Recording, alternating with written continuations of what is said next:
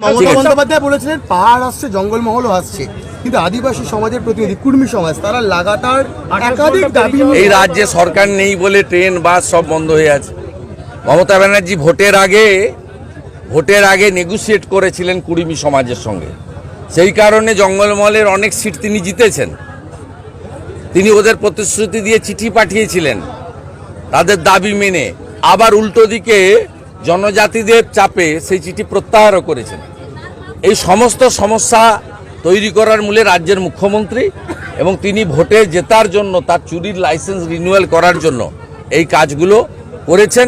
তার ফল ভুগতে হচ্ছে সাধারণ মানুষকে। আজকে দুদিন প্রায় অবরুদ্ধ হয়ে পড়ে আছে পুরো জঙ্গলমহল এলাকা, এবং এই রাস্তা দিয়ে নাগপুর পর্যন্ত লোক যায়। ঝাড়খণ্ডের উপর দিয়ে ছত্তিশগড় হয়ে নাগপুর পর্যন্ত এই রুট একেবারে অবরুদ্ধ। 20টা ট্রেন এখনো পর্যন্ত ক্যান্সেল হয়েছে। এই রাজ্যে সরকার যে নেই, আইন শৃঙ্খলা যে নেই, এটা আরেকবার প্রমাণিত।